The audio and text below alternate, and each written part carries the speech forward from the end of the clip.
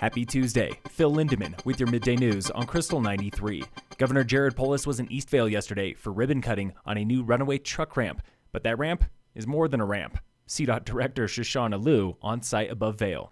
The ramp you're standing on represents the first step in a multi-year project that will make travel over Vail Pass safer, smoother, and more reliable. Cost over the next 4 years through 2025 is $164 million. Coming next are wider shoulders, 6 wildlife corridors, and an eastbound auxiliary lane from Vail up to the top of the pass.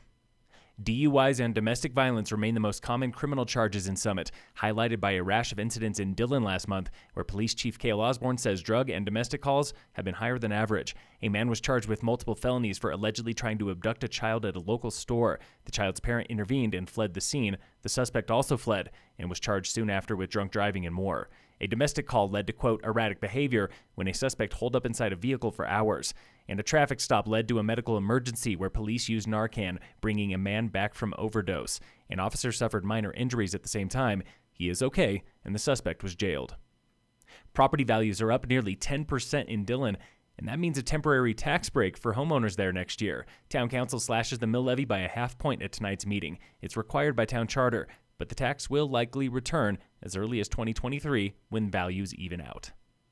3 skiers were killed by an avalanche in Austria over the weekend, all under the age of 24. International sources report the men were traveling with a group of 11 when that slide struck in the Salzburg province. 2 others were buried and rescued. The area had just seen over 1.5 feet of fresh snow. In Colorado, avalanche forecasters are recapping last year's deadly season and hoping to avoid the same this year. Slides killed 12 people statewide last winter, double the average, and tying the record from 1992-93. The CAIC says that's the most since before World War II in the mining days. Forecasters are most nervous about inconsistent snowfall. They warn about weak, sugary layers on shaded slopes and in gullies, and growing avalanche danger as those layers get buried under fresh snow. The Forest Service is back with slash burning today in Keystone Gulch, Frisco, and Breckenridge. You will see smoke starting after 10 a.m., maybe as far as I-70. Burns will continue all week. In sports, the Avalanche beat the Flyers last night, 7-5. The Nuggets lost to the Bulls, 109-97.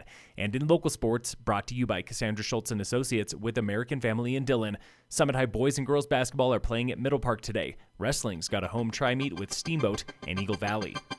Phil Lindemann, Krystal 93 News.